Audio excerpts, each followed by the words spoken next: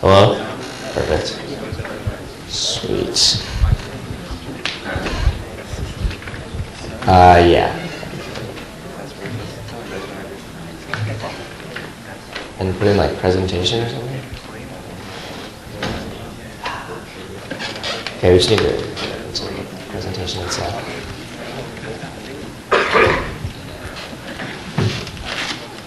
And then do I use this? Okay, so just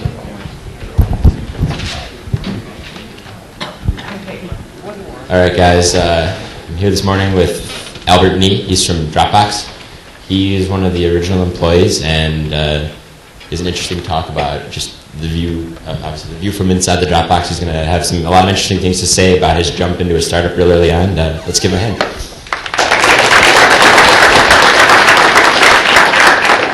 Cool. Hey, everybody. Thanks for coming out at 10 a.m. I know it would have been really hard for me, so I really appreciate it. Today I'm going to talk about my experiences, really just from joining a startup and what I've observed out in the Valley. And I guess it's, first off, I want to apologize. I'm not going to be able to really walk around or anything because I'm kind of locked to this spot right here. So, other than that, I think let's just get started. So overall, for today's talk, I'm going to be talking about a few things. I'm going to go over some common startup cliches, the good, bad, and ugly of startups, common misconceptions, the dangers of being smart and hardworking, and you are reading that correctly.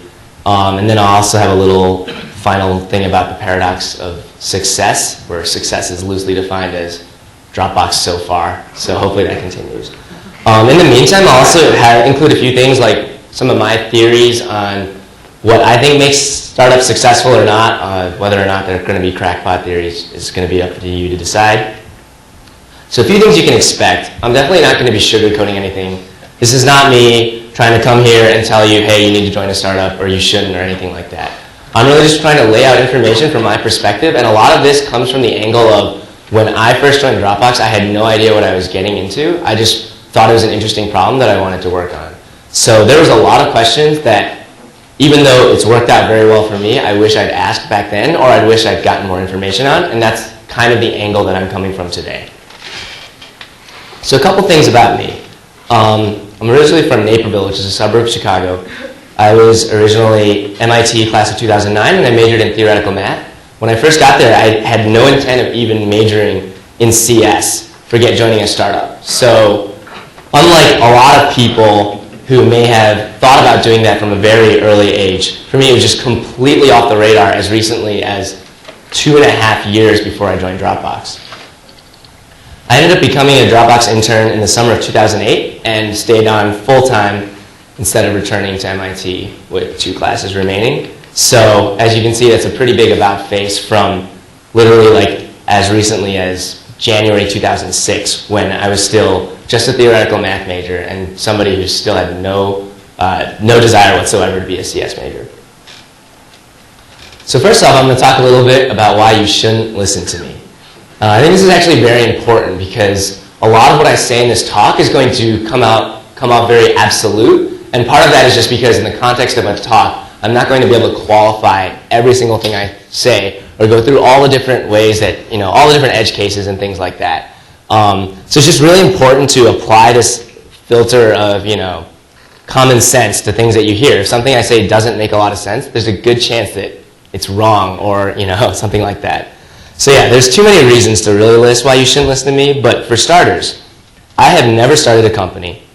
I have, for better or for worse, never been part of a failed startup so far, and I've only really been directly involved in one startup. This means that I'm actually quite possibly much less experienced in a lot of ways than even people in this room.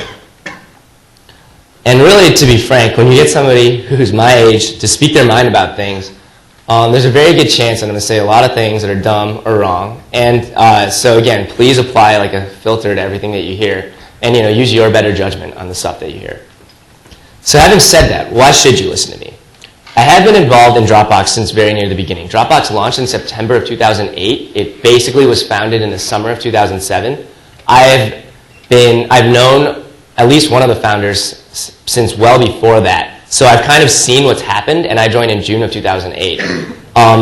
Why this is valuable is because even though I can't take too much credit for Dropbox's success, being in a startup that has done very well allows you to see things from more than one perspective. Unfortunately, most people have never been in a startup in that situation, and so you kind of only see that things aren't working. And it's really valuable to see things that did end up working well, or ideas, or even places that you got lucky. Having that spectrum of perspective is something that, again, I'm fortunate enough to have, and that's one of the things that I'm really going to be relying on when I talk today. The other big part is, like I was saying earlier, I still remember thinking, why would anybody want to join a startup? So, for example, when one of the Dropbox co-founders, Arash Ferdowsi, first told me that he was going to drop out of MIT to join a startup, my immediate thought was, good luck with that, I'll see you in a year. So I had a completely different angle than some people who've known that they've always wanted to do a startup or have been thinking about it since they were 15 or something like that. So my perspective does come from kind of a cleaner slate, and I think that can also be valuable. So before I go too much further, I have a few disclaimers to throw out. First of all, the views expressed in this talk are my own, and they don't reflect those of Dropbox. I think it is important to get that out there. Next, the startup experience. I mean, it's a startup, so everything that you do is by nature somewhat unique, and your mileage may vary. I'm still coming from this one startup angle, and there's nothing that I can do to change that, unfortunately. Lastly, even I might not agree with a lot of the things that I say in this talk. One of the cool things, at least for me in a startup, is how quickly things change and how quickly my perspective has changed on things as a result.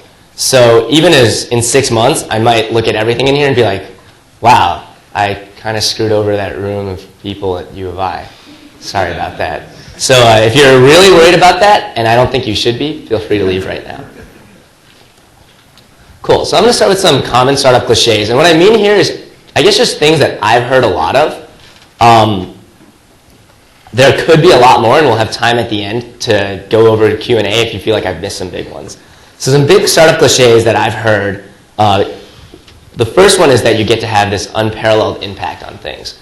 A lot of times people will say this is your only chance or like one of your best ways to have a huge impact, and then they kind of stop there. So I think that this is mostly true, but it's important to kind of look at what do you actually mean when you say impact. It is true that if you're in a startup, unsurprisingly, if you're one of very few people in a company, you will likely have a chance to have a huge amount of influence on the direction of that company and contribute heavily to its success or failure. On the other hand, most startups don't have very much of an impact. That's just the blunt reality of it. So it kind of need a little bit of both to truly impact, say, the world or some broad concept like that. I think it's important to kind of emphasize that a little bit because I feel like I hear this all the time, and people seem to stop at impact and don't continue into, well, impact within something that doesn't impact anything. Next up is you get to do what you love all the time. So you see the yellow 50-50 right there. Do not be alarmed. The reason why I put that there, though, is because I think that some people come into the startup, like come into doing a startup with this conception that it's going to be this fairy tale like the entire time. Or even not even a fairy tale, because a lot of those like are kind of crappy for a while and then end up well. They almost just think it's like almost, I don't know, being on a drug the entire time or something like that.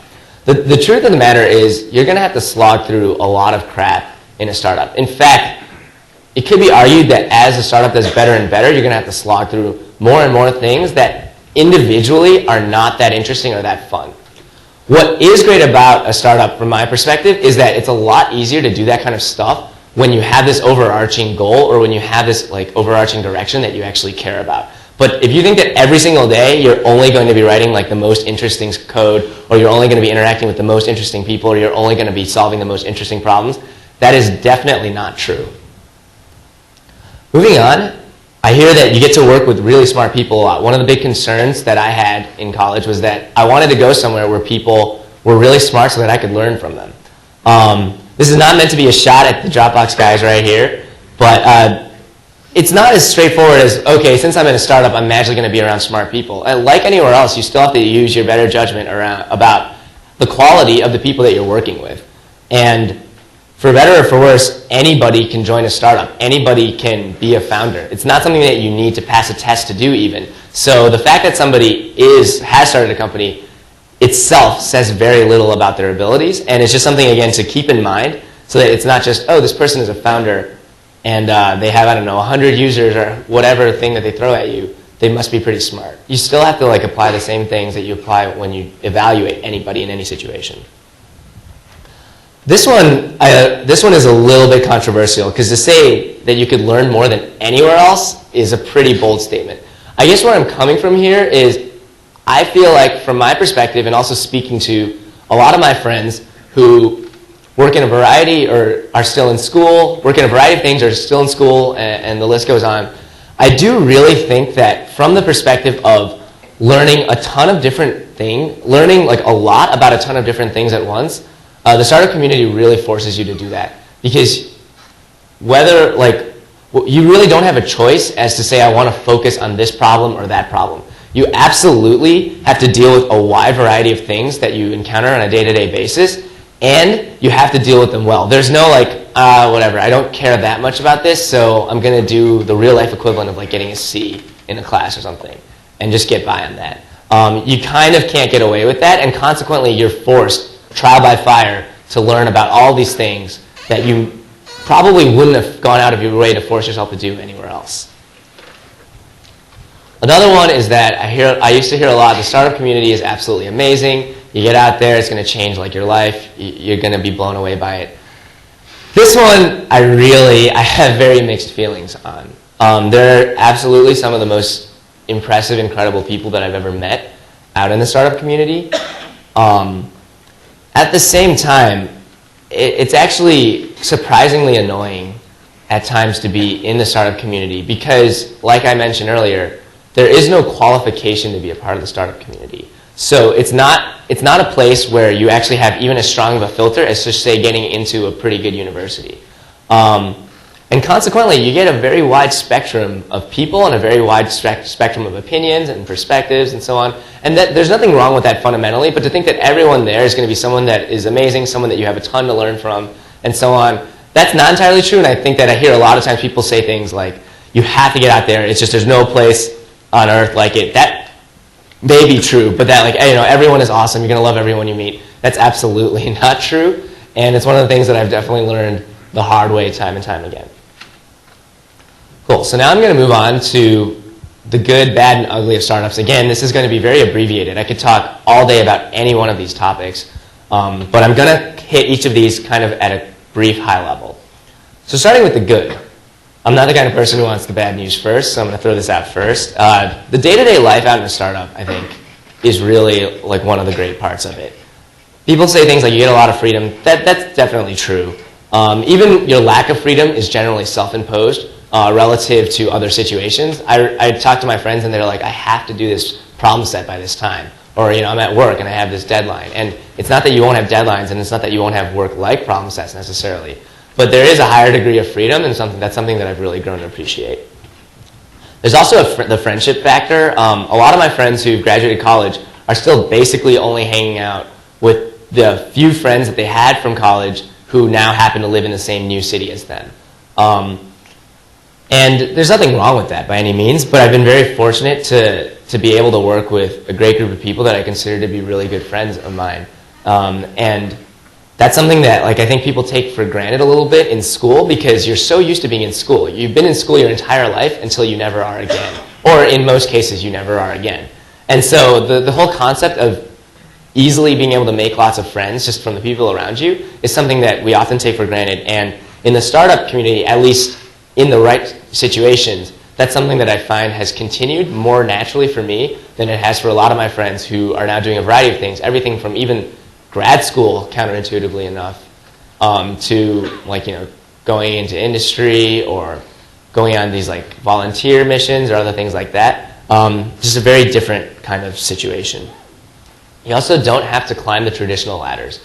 This is something that could be bad for some people, but for me is a huge positive.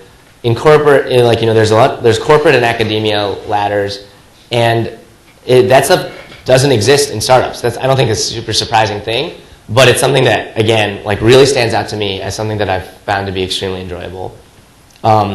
Lastly, being truly passionate about what you do, and that requires you to find something that you are passionate about doing. But when that happens, I think there's no feeling quite like that.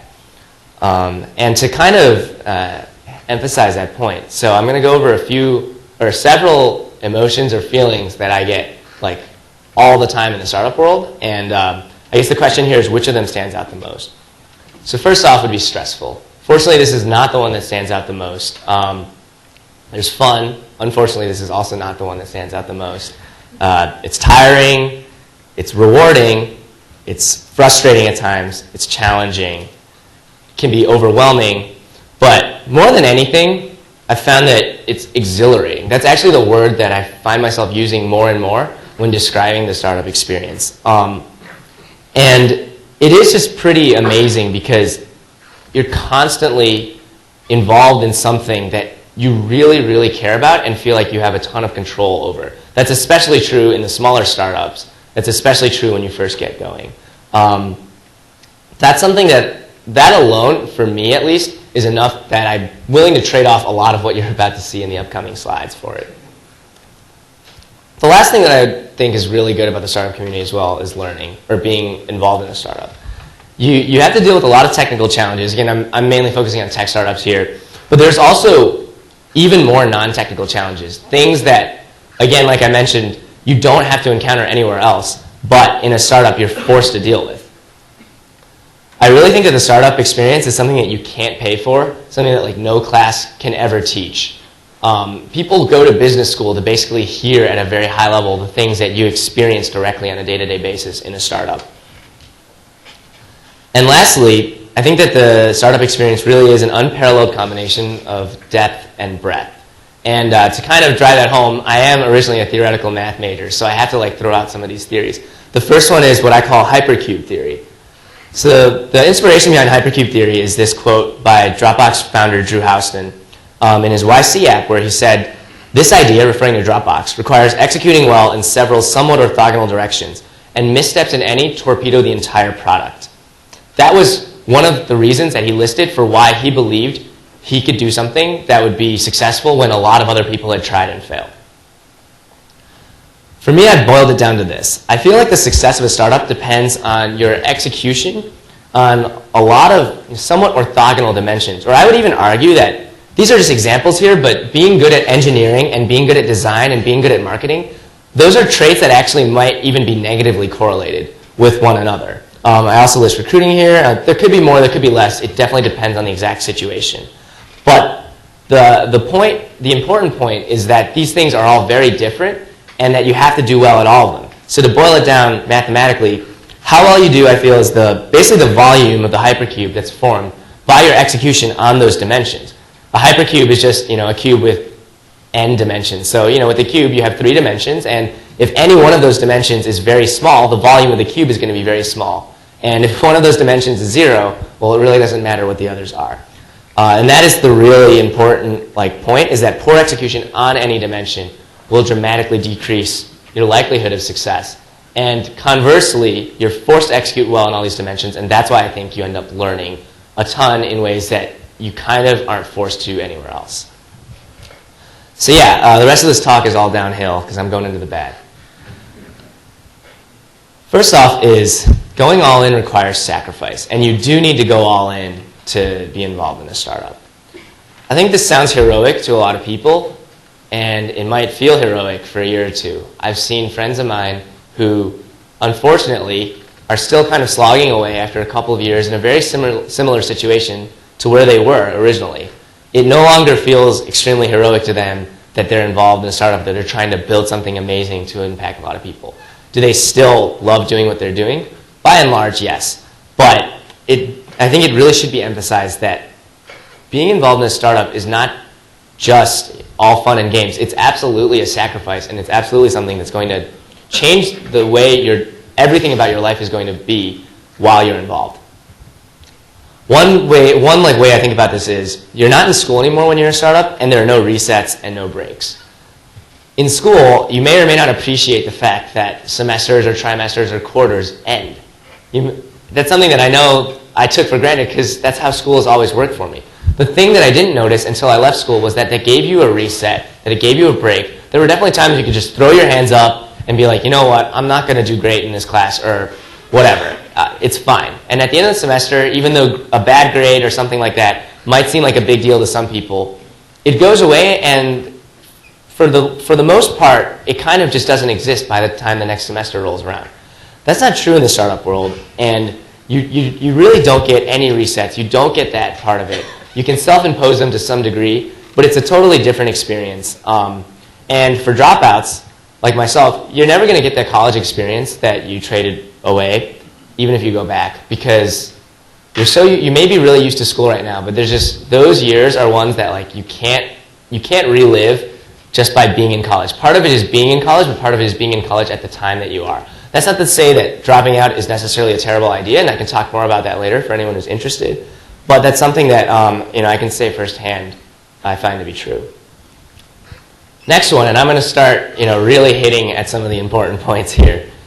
You won't get rich. I originally titled this slide, "You probably won't get rich," but I decided that the probably was still very misrepresentative of reality. That's like saying you probably won't get hit by an asteroid today. I think that you can get away with just stating it like this. And I realize that it's somewhat ironic or maybe even hypocritical for someone who's been involved in a thus far quite successful startup to say something like this. But the angle that I'm coming from here is that, and I'm going to be elaborating much more on a lot of stuff, I have seen firsthand how hard it is and how lucky you have to get to be involved in a successful startup. So at the minimum, if you're going to start getting involved, the mentality should not be, I'm doing this because I'll get rich. The mentality probably shouldn't even be, I'm doing this just for the lottery ticket level chance of getting rich. From a purely quantifiable, short-term, financial expected value standpoint. So there's a lot of aspects to being a startup that might contribute to something else that you're doing later. Or, those are things that are very hard to measure. But in terms of just like financial EV in a short term, there's a lot of much better bets.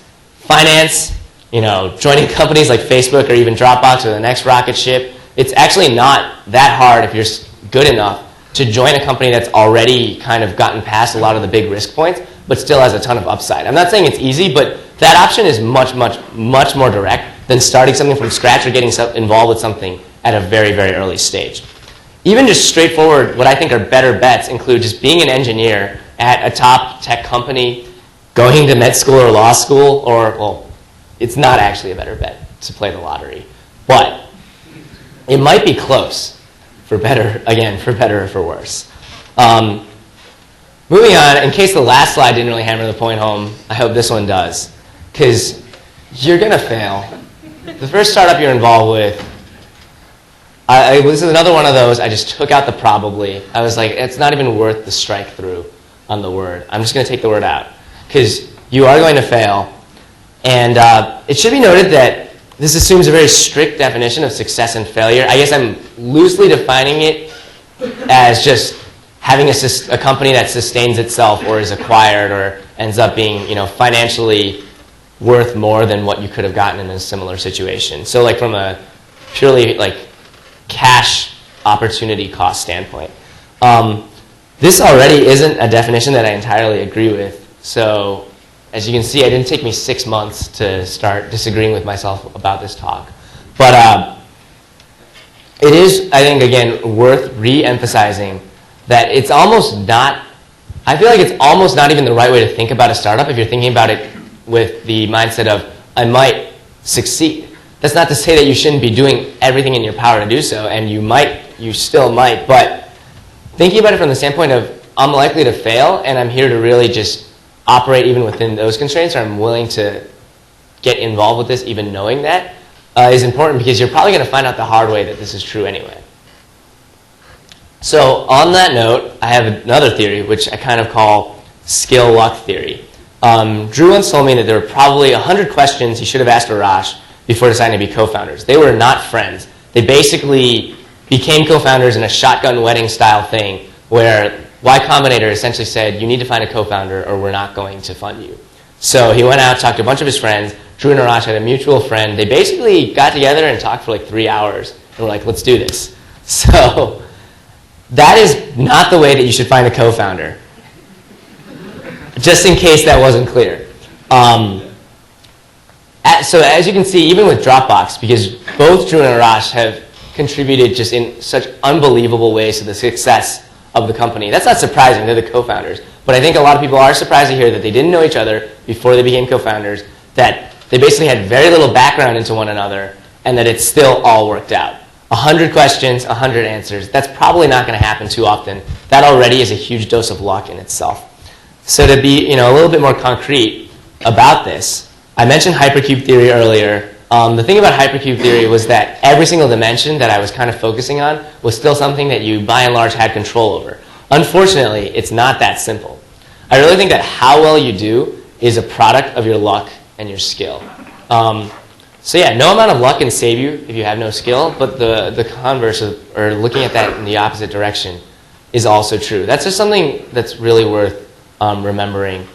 I will talk a lot more about luck and the role that it plays in startups, like in subsequent slides. So this is not to say like you're screwed, like you might as well be flipping coins or something like that. In fact, I will be addressing that directly. But how well you do really is kind of a product of those two things. Maybe there's different weights or exponents that should be on here, but the important thing is to really understand that you have this like multiplying factor that you have pretty much no control over. When people say you make your own luck, really what they mean is you have a lot of skill and then the luck came in a sufficient dose to kind of put you over the top. And kind of the way I see it is that every historically great company, so Google, like going back further, Microsoft, things like Apple, Facebook, etc., and our definitions of historically great may vary on this, but I really think that every single one of them got very, very lucky. They were probably in the 99th percentile in both luck and skill. And again, you can only control one of those two things. If Larry and Sergey started a new company, or started a different company, if Mark Zuckerberg started a different company, if Drew and Arash started a different company. Hell, even Steve Jobs had a very, very roundabout path to the ultimate success that he had at Apple. This is not meant to be a knock on any of those people. They are all incredible people, but if any of them, I think they would be the first to admit that if they started another company, they would bet anything that it wouldn't be as successful as the one that they're currently known for. So now we've got the ugly, and this is morbidly enough my favorite part of this talk. Those who know me will be like, yeah, that figures. But my cynicism is pretty legendary within Dropbox. So the first one is things fall apart. I actually remember back in the summer of 2008, we had a shared folder with a bunch of design-related stuff for the website, and we just named it Okonkwo. So that's a reference to any of you who read the book Things Fall Apart. I'm actually going to put all these up right away. So yeah, friendships, relationships, health. These are all things that can definitely be tested, stressed, or broken by a startup. I have had friends who started a company together and then were faced with the extraordinarily difficult decision of forcing out one of the three co-founders. These are guys who'd been basically best friends for the last 5 years because they evaluated the situation and they were like, we love this guy. He just isn't bringing anything to the table. He's probably actually taking stuff off the table. Doing a startup is hard enough as it is, and you don't need to impose additional handicaps on yourself. But if that situation occurs, you're going to be forced to make a decision like whether or not you're going to be okay with that. It's why Paul Graham always says in his Paul Graham says about YC applicants, he actually usually likes 2 founders because he finds that oftentimes when there's 3 or 4 co-founders, it's because at least one of them is kind of just along for the ride and doesn't really know what they're getting themselves into. Relationships is another one that probably isn't too surprising. If you're going to be spending a ton of your time on a startup and the things involved in it, that's going to stress any relationship that you might be in. And I've seen firsthand the health of people around me and even myself go through pretty low points as a result of these things. You can take good care of yourself, and I certainly hope that you do, but it's a different environment that you haven't been exposed to, and it has surprising consequences in a lot of cases. Moving on, startups are not fair, and mistakes are made just like anywhere else. When it comes to things like stock, salary, position, or advancement. I feel like when I first joined a startup, I had this impression that it would be this perfect meritocracy because, it's this small group of smart people who have the same goal. And by and large, I think at Dropbox, we're actually very, very good at that. But I've seen firsthand, the thing about a startup is you actually have not just dictators in the form of the founders, and that's just by definition, but you also have a lot of times founders who are very inexperienced, who've in some cases not even worked in a startup as an employee themselves, people who have very little to no management experience, very little to no kind of experience of what it's like to be on the other side of some of those things, and the list goes on. And I'm referring really a lot more to some things that I've seen in a variety of other startups that I've been around. So just like anywhere else, it's definitely possible that you're going to have situations where life isn't fair. Hopefully that isn't too surprising, but I really want to reemphasize that because, for instance, the amount of stock that you get in a startup is pretty much entirely tied to when you join the startup. There can or will be adjustments to this, but the vast majority of, say, your equity share in a company is determined by whether you were, say, the 3rd employee or like the 10th employee, even though the impact that the 10th employee can have on a startup can be much, much, much more than the 3rd in some cases. Salaries and position and advancement, those are a little bit more fluid. Those are things that can be adjusted on the fly a lot more easily, and so they aren't quite as static. But then again, you may end up in situations where there's no review process for salary. At Dropbox, I think we've gone through like 1.5 year periods where we just did no reviews because we were too busy, and we're just like, oh, well, we'll do it in a month, and then like lo and behold, all of a sudden 1.5 years has passed, and a bunch of people who probably deserve to be rewarded slightly weren't. And that wasn't the biggest deal to the people involved, and that's a testament to, I think, the kind of people that are in the company. But just like anywhere else, you have these things where, for a different reason, you'll end up having these strange situations that aren't entirely fair. The last one that is, and this is something that I'm coming back to from the cliche section, is that the startup community can be really, really, really annoying at times. I see Brian here laughing because I know that him and I share a lot of the same views on the startup community. Don't get me wrong. I go to, for example, Hacker News every single day. I read the stuff on there. I try to pay attention to what that community is into, for instance. At the same time, Hacker News annoys the hell out of me. Reading the comments on there, reading what people are talking about there, it really is just infuriating at times, and I try not to dig too deeply into it. There are plenty of people on Hacker News who are excellent contributors. They're people whose opinions I've grown to value and even trust, in spite of the fact that I've never met most of them. But the important part is to apply the same selective filter that you're hopefully applying to this talk to the things that you see when it comes to the startup community. There are tons and tons of brilliant people in the Valley, but honestly, they're usually not the ones making noise. They're usually not the ones, posting a comment on some community site. They're usually not the ones going around and kind of talking about all the things that they've done. They're usually the ones that are actually sitting down and doing shit. And again, to reemphasize a point that I brought up earlier, anybody can call themselves a founder. You require no qualification. Even getting into college, you have to go through this elaborate process that can be quite annoying, quite difficult, and can be quite selective. In terms of being a startup founder, I can come up with an idea right now and basically say that I'm a founder. It really is that simple. Any of you guys can do that. And so that's just important to understand that the meaning of the word, or even the definition of the word founder, is just that. Somebody who has an idea and is ostensibly working on it to some degree. The last thing about the startup community is I found it to be shockingly underdeveloped at everything outside of startups. For example, tech journalism is just a joke. You've got things like TechCrunch, and if that's the best journalism that you're going to get out in the community, that's a pretty low bar. Tech awards shows are just hilariously bad. I feel like in high school I saw better ones.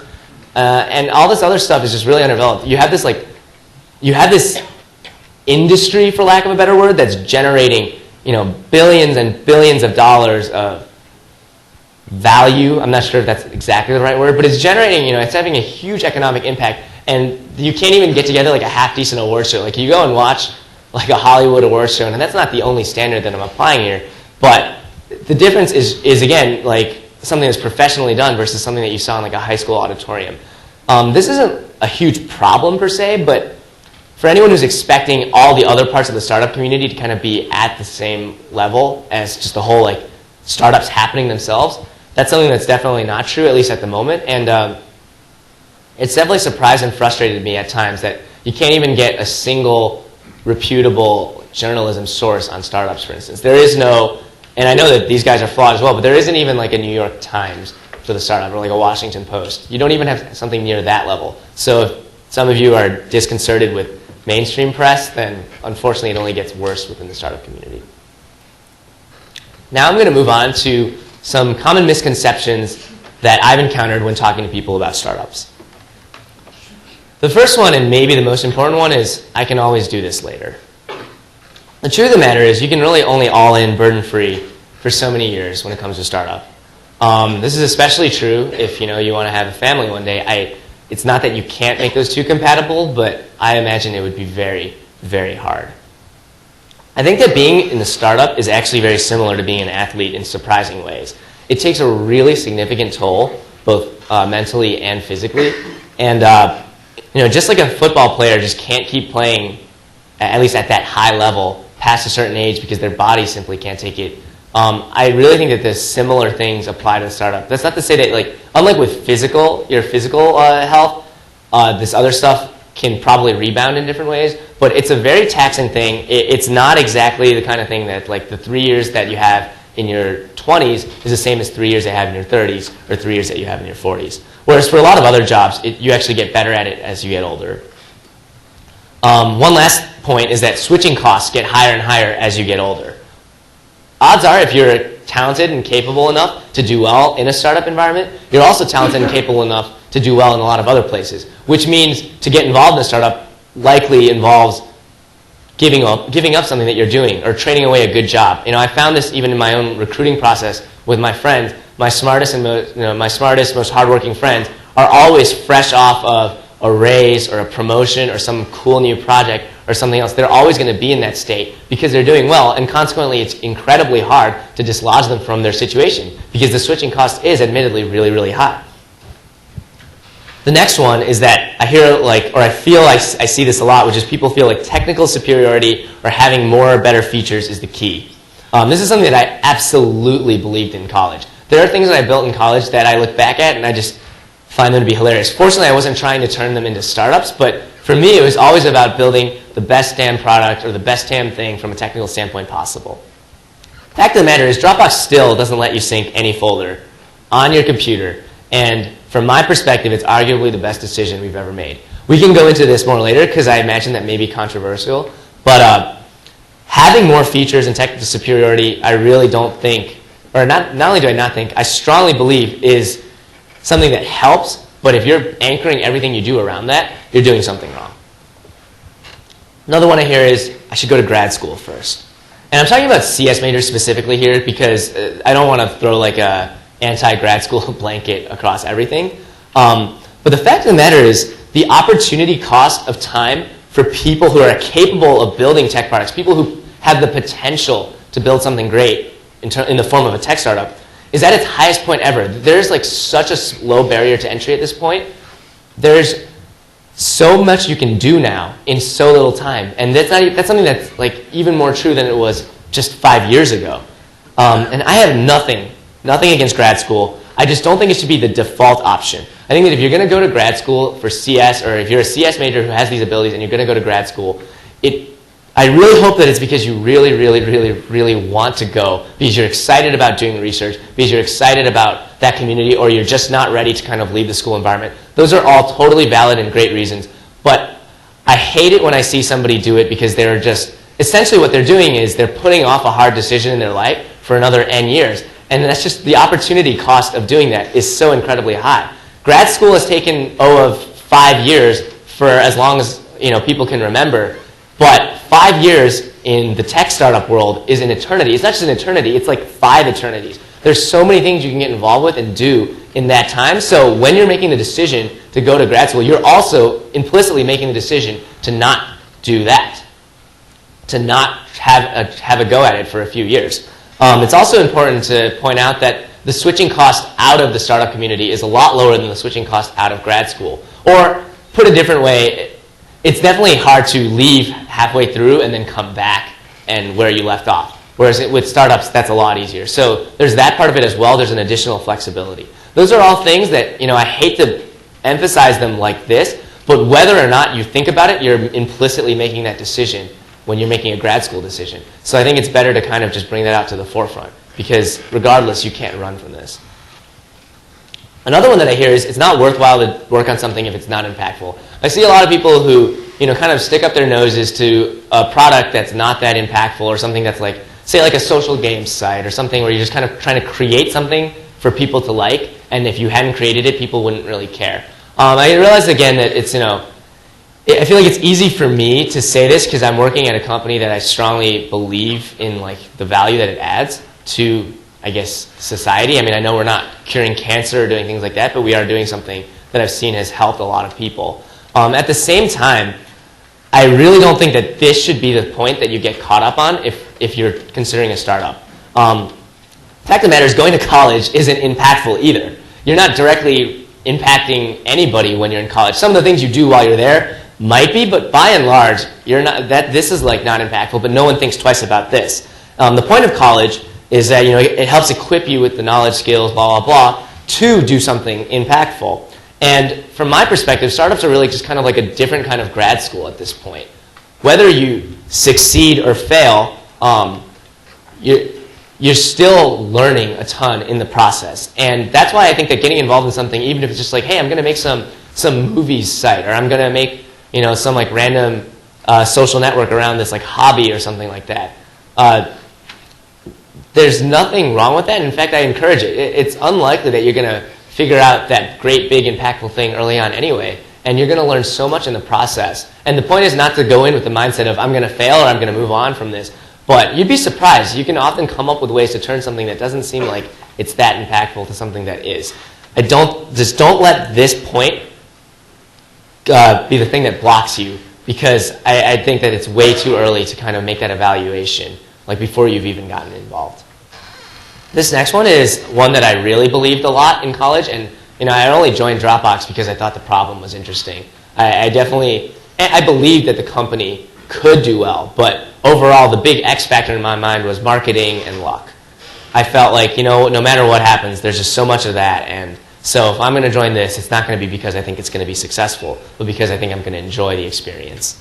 While it's true that marketing and luck matter, I think that tech startups might be like the greatest David versus Goliath equalizer just out there at all. Because while luck matters, where else does luck even give you a chance? You can't luck into becoming president, to take an extreme example, but you can't even luck into a ton of other things in terms of dislodging existing big corporations or pushing things forward. So while this does matter, for starters, you can't really do any better than that from the David standpoint, which is where most of us are at. And another thing is, if you lose to someone else, and I'm using very competitive terms here, but what I mean is just, if your startup gets outdone by another one, it will be because they were better. And my theory around this is something I call Gazelle theory, and I'll come back to that in a sec. The last big misconception, and maybe the most important one, is that it's all about having a great idea. So as you can hopefully see right there, I don't agree with that sentiment. I think that a startup idea needs to be sufficiently not terrible, god-awful, whatever, so as not to doom yourself from the start. You can't cut off your leg and win a marathon, so it can't be that bad. But a lot of people get really, really caught up on the idea stage. It's something that you focus on, and of course you should focus on it. The idea you have has this exorbitant influence on everything else that happens, so it matters. However, the most successful companies of the past decade, and really even longer than that, didn't succeed because of their idea, and in some cases might have succeeded in spite of them. There are trends behind them, so I would characterize some of the most successful companies as, say, Google or even YouTube, eBay, PayPal, Facebook, Twitter, Zynga, and there's some interesting ones in there. More recently, Airbnb. I actually think Twitter and Airbnb are the closest things to exceptions, because those are ones where the idea, you look at it and you almost think twice. You're like, wait, really? Twitter especially might have been the most interesting or at least creative idea of any successful company in the past decade. I'm sure I left something out, but at least with them you were like, are you serious? And it turned out to be this incredibly powerful medium. It's something that pervades our lives. You see it on the news. You see it in the papers. But things like Facebook's a social network. That's not to denigrate Facebook. If anything, it's a testament to the fact that they were able to take this basic idea that anybody could have had and turn it into something so amazing. Google, search engine. YouTube, site where you put videos. Dropbox, thing that syncs files across your computers. You can describe these things very quickly. Zynga, social gaming. So again, if I can describe the idea, or at least the idea at its core, in literally less than one sentence, odds are the idea was not what made it great. So again, building something that lots of people will want to use is kind of the key common trend between all of those. Because if you're not aiming for something that fits that, then no matter how good you do, you're only going to be able to touch so many people as a result of that. But aside from that, by and large, having a great idea is not just secondary, it's nth-ary compared to all the other things that I think are really important. So yeah, let's go back to Gazelle theory real quick. I feel like startup decisions and just the startup life day to day is a lot like being a gazelle, where if you make the right decision, you merely get to live another day. But if you make the wrong decision, you get eaten by, I don't know, whatever eats gazelles. Cheetahs? I'm pretty sure cheetahs do. Pretty sure there's others. And that's the key concept here is just that you don't get equally rewarded for a good decision as you get punished for a bad decision. Imagine flipping a coin where it needs to come up heads 100 times in a row for you to live, and otherwise you die. And this is why ideas alone are so meaningless, in my opinion. and why if you like lose, it's going to be to someone better and not luckier. Someone who's flipping coins is not going to come up heads that many times in a row. It's because they were flipping a weighted coin that's weighted by the decisions that they made, by their insight and their perspective, and all these other things. And that's kind of my take on how you should think about the startup life, because this really helped encapsulate to me why I think that getting caught up on luck, getting caught up on ideas and those other things really doesn't matter, because you are going to be essentially flipping this coin almost every day with what you do. Even inaction is in itself essentially flipping this coin. So yeah, that's something that has really kind of transformed. I use this theory to describe startups to basically anybody who asks me about those topics now, in terms of luck and those other things. And I found it to be something that people agreed with, after some time. So now I've got this very interesting section called The Dangers of Being Smart and Hardworking. So there's a few things. First is you have a desire to be quantifiably better than others, such as your competition. And we've talked a lot about luck. I think that when you're used to when you feel like you have skill, you actually want to minimize luck. You want the better person to win, right? But it's not lucky a startup wins, and that's something that's important to keep in mind. Going back to the Gazelle theory or whatever you want to call it. I think it's also somewhat unfortunate when you're too smart or too skilled in very measurable ways. And what I mean is, when you can always do kind of the real life equivalent of getting A's, you don't have to look for paths as hard. When you never run into a wall, you never really have to think about where you're going. And for people who are just really capable, they're always going to have that easy next step that also makes a ton of sense, and they're going to be well off as a result of it in whatever dimension they want to be optimizing for. The more confident you are in your skill, the more risk averse you probably are, or at least the more luck averse. But that's not always EV positive, and that's something that I've seen a lot of, at least with friends of mine, many of whom I consider to be really capable. This was a big point for them. They really were so good, they were able to get such great opportunities that were just in front of them all the time, that they never sat back and thought, hey, maybe I should try to do this other crazy thing. And in some cases, they probably are better off, but in other cases, they're probably not. Another big point is, technical elitism that results from just your intelligence and from your familiarity with technology. It's easy to not be as good at relating to the average person who is going to be your target consumer if you're trying to build something big. And I have this equation right here. iPad is, better than Linux, and it hurts me deep down to say this, but I remember when the iPad first came out, and a lot of my friends were just like, well, what is this garbage? It's basically the worst computer ever made. And I guess it's a testament to what Dropbox had done to me, but I totally disagreed with them. And I was like, this is the first time that someone has built a computer for people who actually aren't good at computers. Historically, it's never been like that. And this is the first time someone's tried to do that. And that's why things like the iPad are going to be the direction that I think mainstream consumer computers are going to go in the future. The last point is that it's easy to become too focused on the hardness of a problem when you're capable of solving really hard problems. And so, my Yoda moment is you can't just solve a problem simply because you shouldn't want to solve a problem simply because it's hard. It's way easier to not do something than to do it, and it's often a better idea. This is such an obvious thing when you say it, but I see this get missed all the time out in the startup world, where people are just, I want to solve this hard problem, I want to solve it thoroughly and completely, and they've lost sight of what they actually should be doing, which is trying to make their startup better. So now I've gone through all these things, and I'm going to kind of clean it all up with what I consider to be the theory of everything when it comes to startups. Now, I obviously don't believe that this actually is everything, but I would encapsulate the theory of everything to be decision-making. This is from Drew's YC app again. This actually isn't the greatest quote to kind of emphasize my point, but he says getting distracted or releasing late due to frivolous feature requests could be fatal. The keyword is fatal. You'll see the word fatal, torpedoed, etc. used a lot in the startup world, especially by good startup founders or people who have done well so far. Everything comes down to decision making, and the reason for this is because while you need to work hard, plenty of people do. It's virtually impossible to work an order of magnitude harder than someone who's also working hard. It's just that there's a physical and mental limit there. So consequently, the difference maker is working smart. And this is really cliche. You hear you should work smarter, not just work harder. You should definitely still work really, really hard, but this is actually a really important point.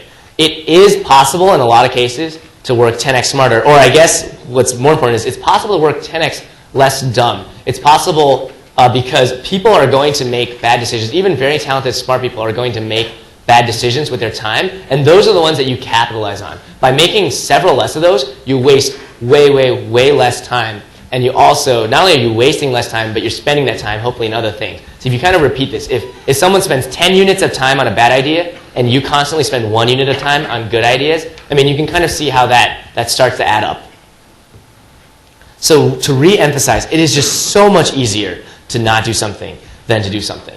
It's better for your product in a lot of cases as well. And this is kind of me tangentially talking about the sync any folder for Dropbox, which again, I'm happy to talk about afterward. But it's a no-brainer if this is true. So evaluating things and asking yourself, should we actually be doing this? It's usually not as black and white as should we actually be doing this, but more of like the gradient level of where along the spectrum you should be doing it. But the core concept is the same. I think everyone can agree with that if not doing something is better for your product, you should not do it. And starting with that point on a lot of things, I find to be actually really helpful.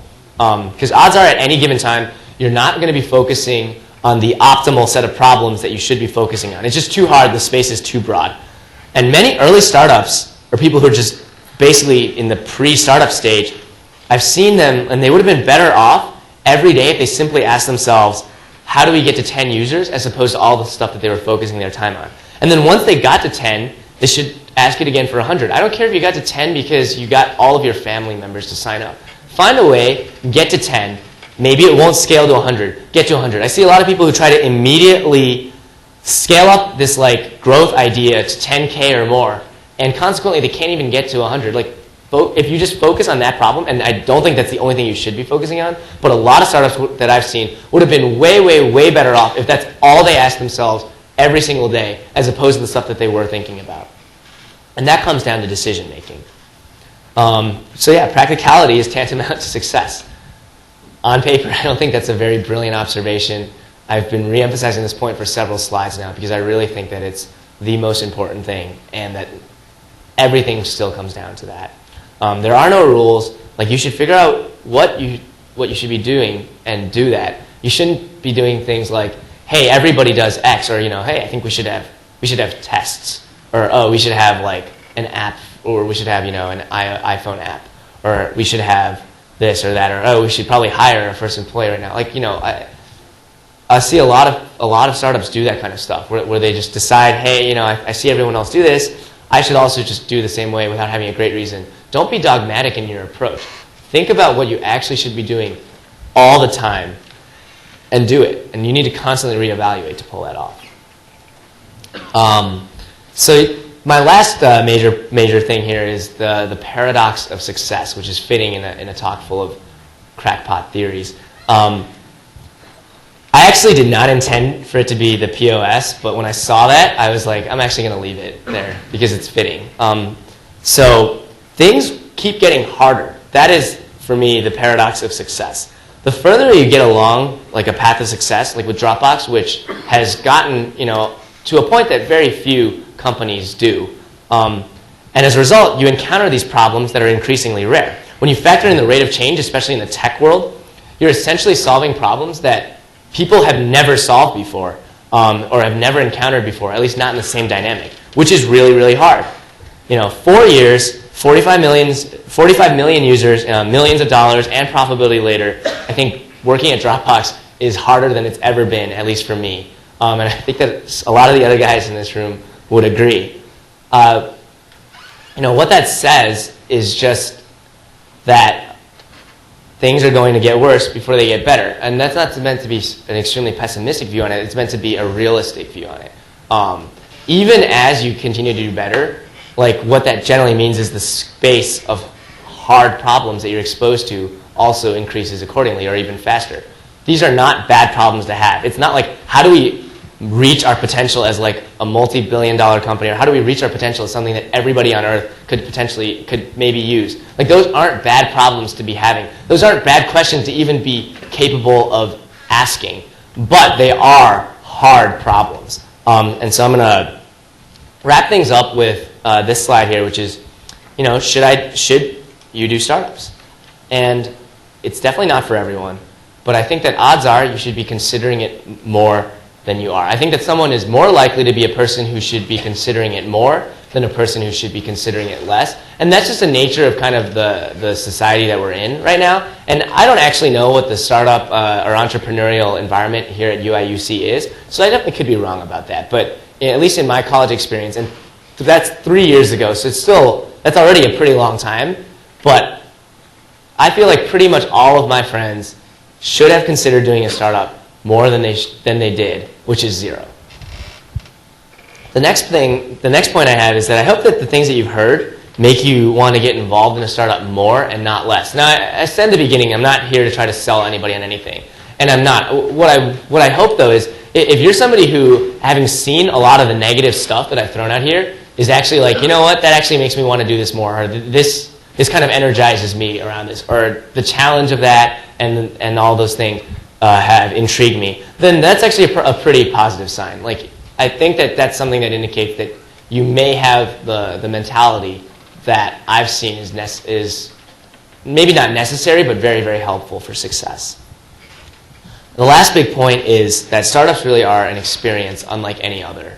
You can apply that you can extend that logic somewhat to maybe anything that you do, but there's definitely nothing else that I'd rather be doing right now. That's just my honest opinion. And the things that I've been exposed to, even all these perspectives, like correct or not, and like I said, I'm sure they're all going to shift a lot over time. Those are things that I don't think I would have even had the chance to think about in such a broad and deep way if I hadn't been involved in the startup for the last 3 years. So yeah, now I'm going to we can do some Q&A if we have time. I'm not sure if we do. I'm also happy to talk to anybody afterward, like out in the hall or anything. Here's some just sample questions. I don't want to actually, I don't think we actually need to go through these one by one. And if people have other questions, I'm happy to take any right now. Cool.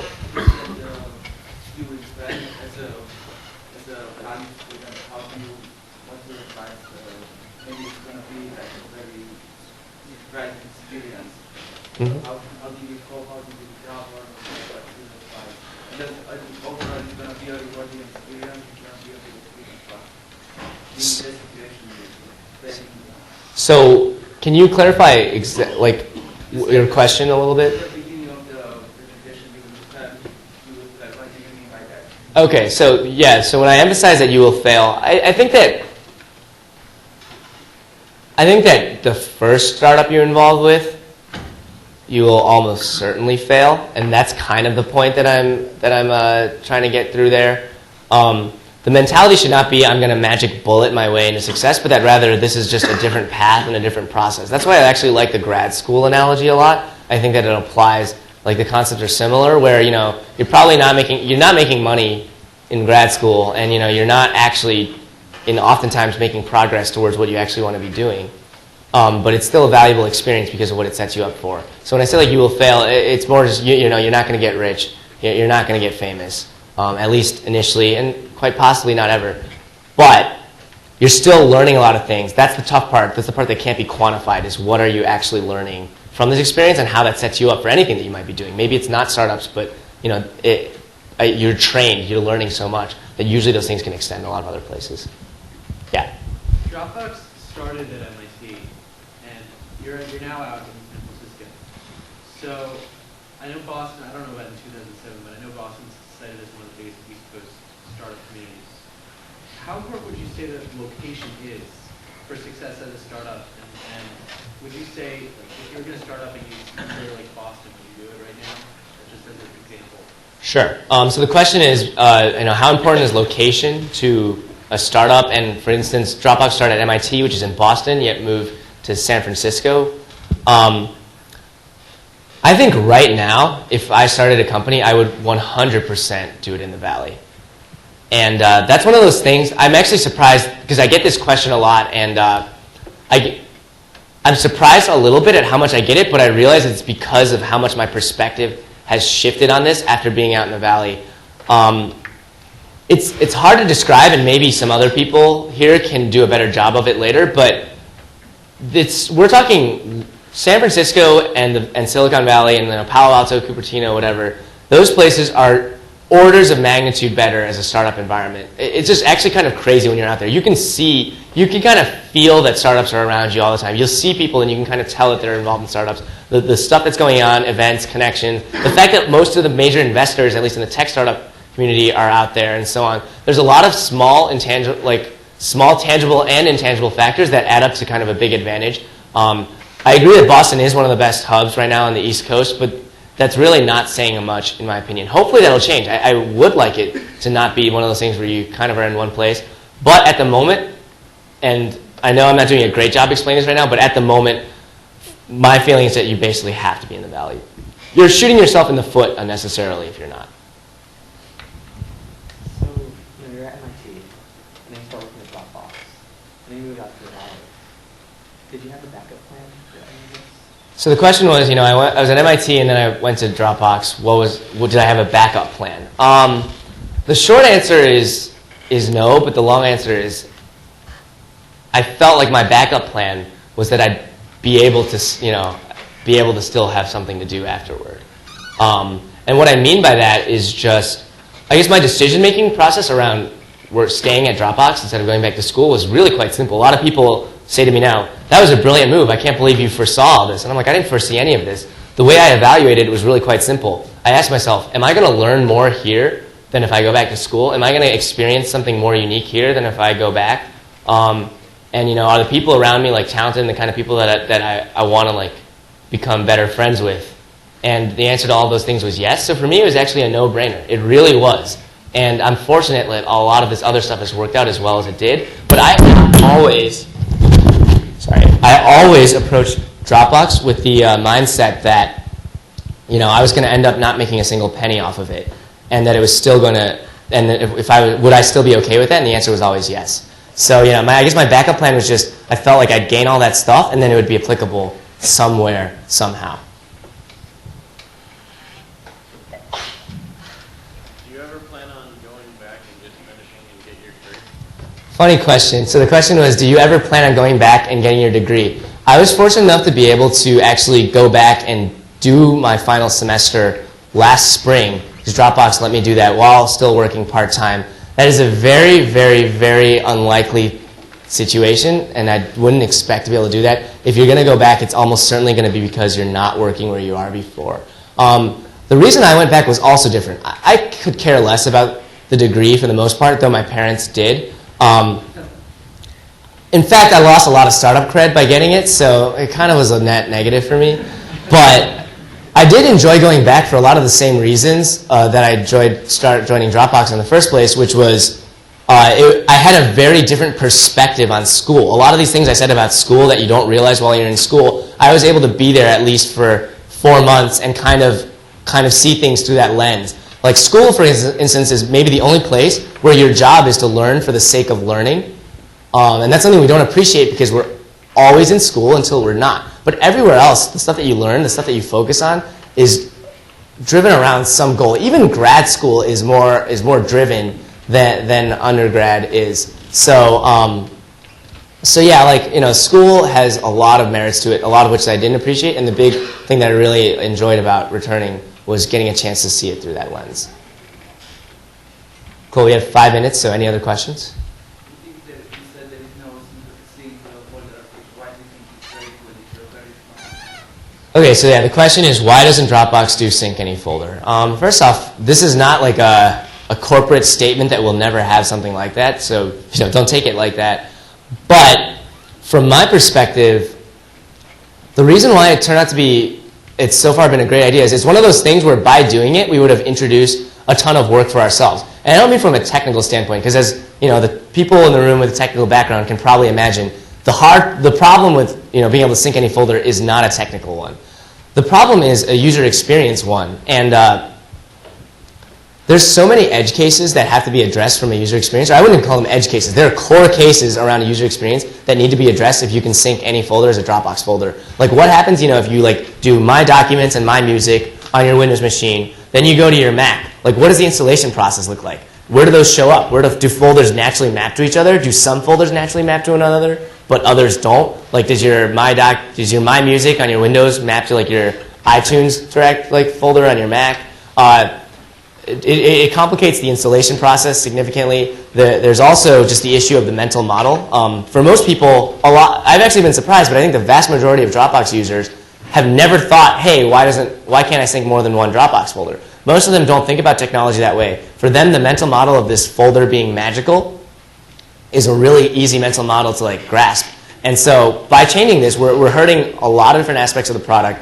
And yeah, it hurts me like from a tech nerd standpoint deep down inside that we don't have something like that. And it's something that we could bury, for example, in like advanced preferences or something like that. But then the question is, well, if you're burying it, that means you're catering to a pretty limited audience. Is that actually the best use of your time? Is that the best use of the company's resources at the moment? I'm proud to say that we've done a lot of things that were primarily catered towards the tech community. Having a Linux client, for example, is something that we've had since 2008. So I don't, it's not just every single thing needs to be purely evaluated from that like value proposition standpoint, but as of right now, I think that the amount of time and energy it would have diverted for us to figure out how to make that good would have significantly hurt the company, hurt the company's odds of getting to where it is, at least so far today.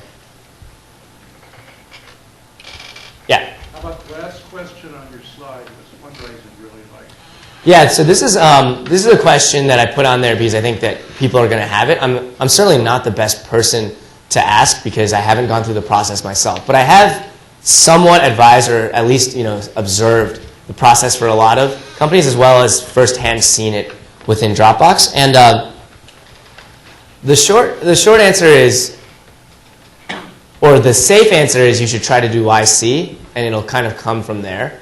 I actually have a mixed opinion on YC overall, so it's not like, man, everybody do YC, it's the greatest thing on earth. But that actually probably is the best route right now. But even short of that, if you build something, if you have like an idea and a basic product, and you go out to the valley and you just start like, you post it on Hacker News or something, and then you just start like, you start having meetings. You can like email out and reach out to investors and say like, hey, can you check this out? You'd be surprised, the number of semi-decent things that they see on a regular basis is low. So if you build something like semi-decent, for instance, that's one good way to like kind of get your foot in the door naturally. And if you get something that people are using, and it's tough because sometimes you need even a little bit of money to get started, but if you can build something that people are using at all, the fundraising process actually comes out quite naturally. That's not to say getting money ends up being natural, but the whole like getting the right connections and getting the right communication started is surprisingly not that hard. Like I used to think, man, if I raised a bunch of money for some startup and then I failed, do I have to like give it all back? Like,